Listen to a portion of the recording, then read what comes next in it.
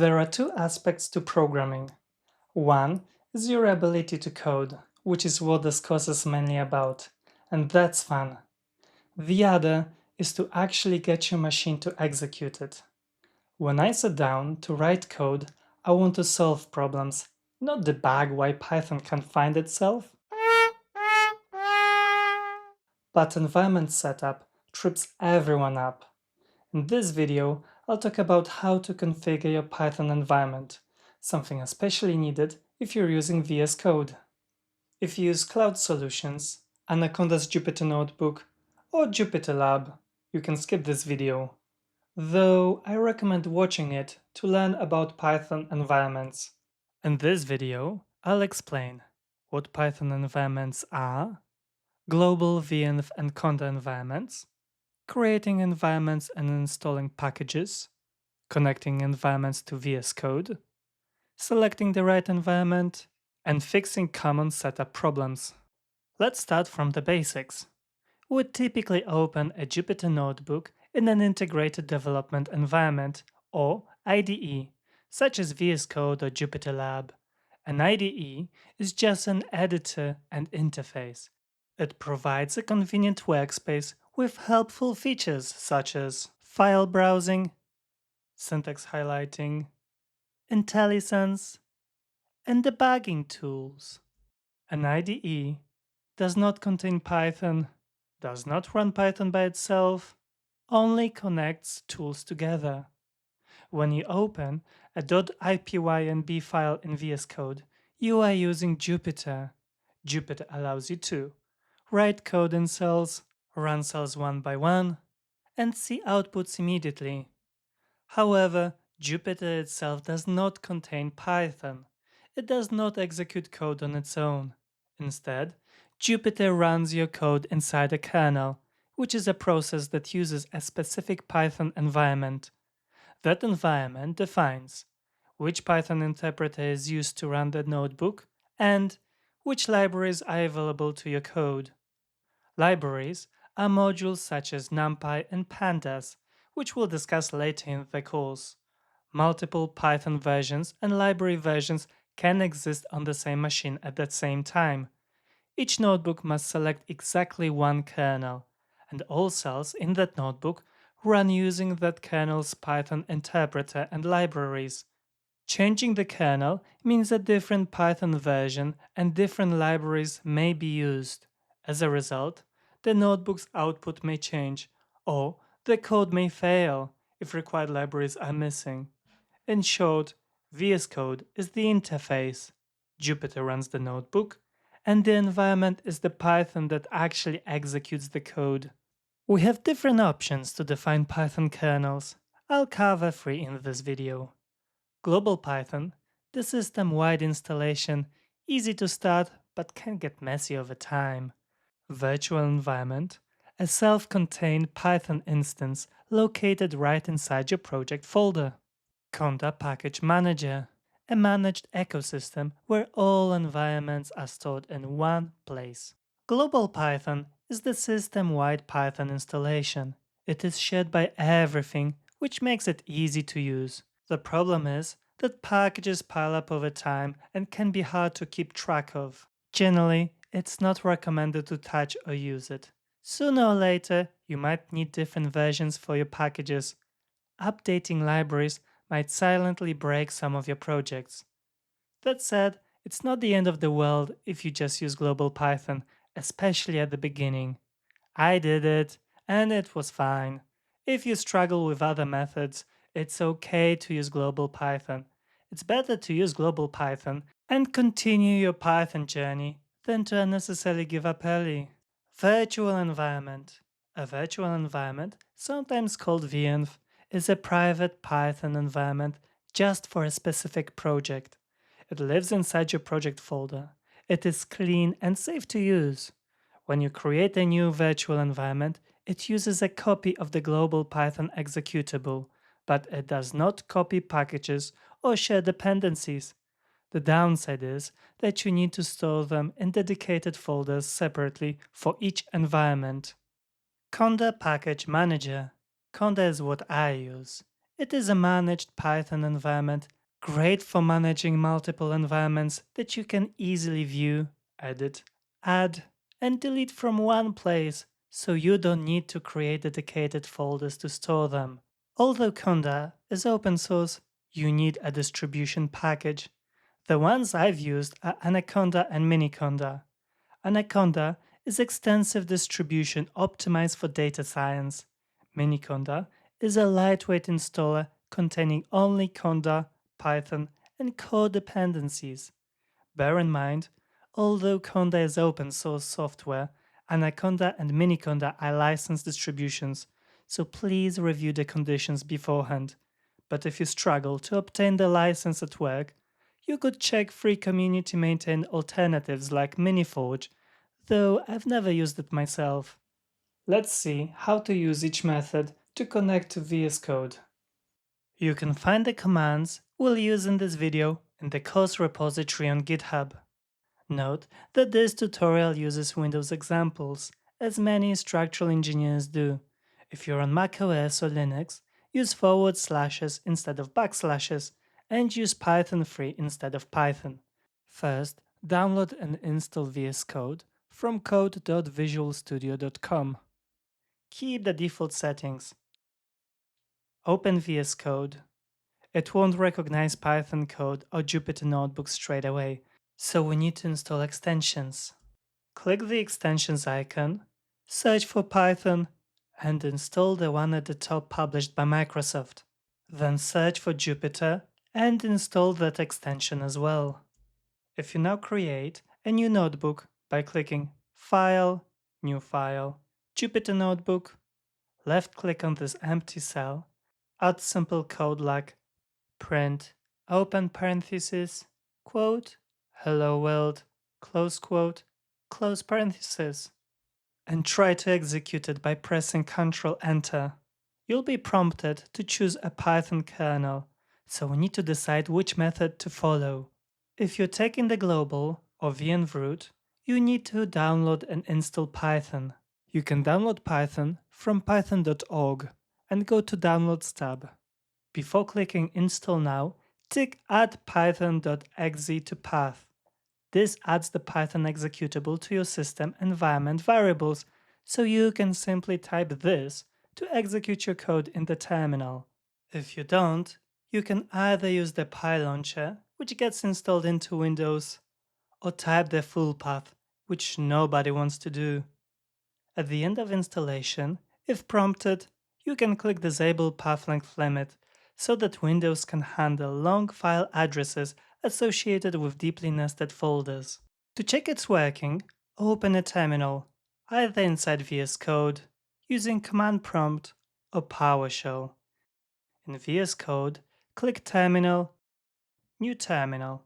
The terminal panel will appear at the bottom of the window.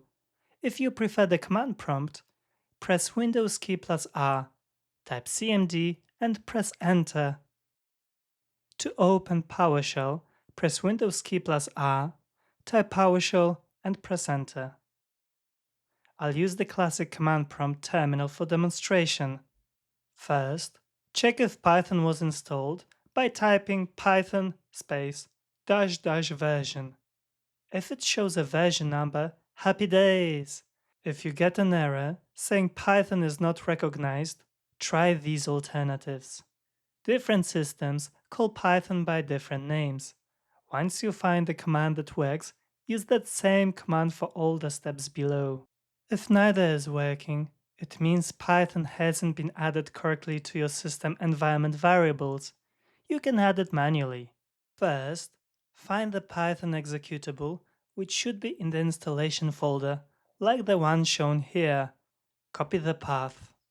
Now press Win, type System Environment Variables, and select Edit the System Environment Variables. Click Environment Variables. Under System Variables, find Path and click Edit. Click New and paste the path you copied. Click OK to close all the windows. Open the terminal again. Hopefully Python version should now work. Global Python is the simplest setup, so I'll show it first.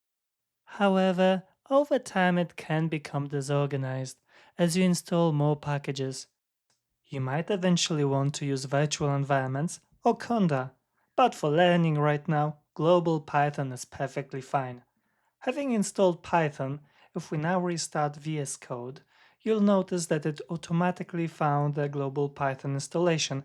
It should show the same Python version as we saw in the terminal and set it as the default kernel. If for some reason it still says select kernel, copy the path to your Python executable and make sure there are no quotation marks. I copied it here to the notebook. It should look like this. In VS Code, press Ctrl-Shift-P, type Python, select interpreter, choose Enter interpreter path, and paste the path. This should fix it. Let's add print hello world and execute the cell. Windows Security might ask you whether to allow public and private networks to access this app. Press Show More and uncheck the public networks box, but check the private networks. Now press Allow so that VS Code interface can communicate with the Python kernel. Now we get a pop-up message that tells us the IPY kernel package is missing, which acts as the bridge between your code and the notebook interface. Let's cancel it, and we have an error under the cell we executed. So we need to install some packages. The libraries we'll need for this course are IPY kernel to run Jupyter Notebooks, Matplotlib for graphs, NumPy for array operations, Pandas for working with table-like data, and SymPy for symbolic equations. Let's install IPY kernel first. We can do it using this command. This uses a tool called pip, which comes with Python and is used for installing and managing other packages. Now reopen VS Code. Let's execute the print cell again. And now it's printing hello world. Great! But if we try to import another library like NumPy, we'll get an error saying no module named NumPy. Back in the terminal, let's install the libraries one by one using these commands. Or install them all in one go with this single line. Don't worry if you've already installed any of these. Pip will detect them and simply skip ahead. If we now reopen VS Code, we'll be able to import NumPy. As I said before, if you can, avoid the global root. Let's look then at the cleaner alternatives. You can try virtual environment. In the terminal, navigate to the folder where you want to keep the environment using the cd command, which stands for change directory. It's best to wrap the path in quotes. Create the environment using this command. Let's call it .venv. That's the conventional name, so other developers recognize it, but you can name it anything you want. Activate it using this command so that any packages you install go into this environment, not globally. If activation is successful, the prompt changes to something like this. If you get an execution policy error on Windows, run this command in PowerShell to allow scripts to run on your system. Then activate again. Verify that the venv is active. Expected output shows your project folder. Now install modules the same way as for global Python. To set your venv as a kernel, navigate to the Python executable inside your venv folder. I typically copy this path and paste it into Notepad to remove any quotation marks, as VS Code won't be able to resolve the path otherwise. Now in VS Code, press Ctrl-Shift-P, type Python, select interpreter, choose Enter interpreter path, and paste the path. Notice that the global Python interpreter disappears, and you can select a new interpreter. Click the Select Kernel button, Python Environments, and you should see your venv. Once selected, the button in the top right corner will change to show the venv name and the Python version. If your virtual environment doesn't appear in the VS Code kernel picker, you can manually register it as a Jupyter kernel from the activated environment terminal. In this example, the name flag myvenv is the internal Jupyter kernel name. The display name flag Python venv is the name shown in Jupyter and VS Code. After running this command, restart VS Code. Click the kernel icon in your notebook, then click Select another kernel, open Jupyter Kernel, select the kernel named Python venv. The notebook kernel in the top right corner should now change to Python venv. This command creates a Jupyter kernel specification on your system. On Windows, it is typically stored here. Inside that folder, you will find a kernel.json file, which contains the path to the Python executable inside the virtual environment, and the display name is shown in Jupyter. If you don't want to keep separate folders for virtual environments, you can use Conda through either Anaconda or Miniconda. I showed the Anaconda installation in the previous video. Miniconda installation is very similar, so choose whichever you prefer from the website. If you are not planning to use Anaconda's Jupyter Notebook IDE or Jupyter Lab, I recommend the lightweight Miniconda distribution. Now open the Anaconda prompt from Windows Start menu. This is essentially a pre-configured PowerShell terminal with Conda already set up. To manage environments and packages, we use the Conda command, which makes it more consistent across different operating systems. To create a new environment with the latest Python version, run this. Here, venv is the name of the environment. It can be anything you want as long as it is a single word with no spaces. When prompted to proceed with the installation, type Y for yes and press enter. If you want a specific Python version, you can specify it like this. Check your environments being created by listing all the environments. You will see venv in the list, along with base, which is the default Conda environment. Now activate the environment so that we can make changes to it. Let's install the libraries we need using this one-line command. To show you how easy it is to manage environments in Conda, let's create another environment called testenv with Python 3.11. If you list the environments again, you will see base, venv, and testenv. To remove the newly created environment, run this. If you list the environments again, you see only venv and base. Now go back to VS Code to select the interpreter. Click the kernel selector in the top right corner of the notebook. Go to Python environments, then select your Conda environment from the list. The kernel button should now change to venv name. You might get a Windows security pop-up again.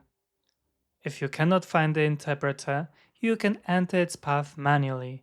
To find the environment paths, open the Anaconda prompt and run this.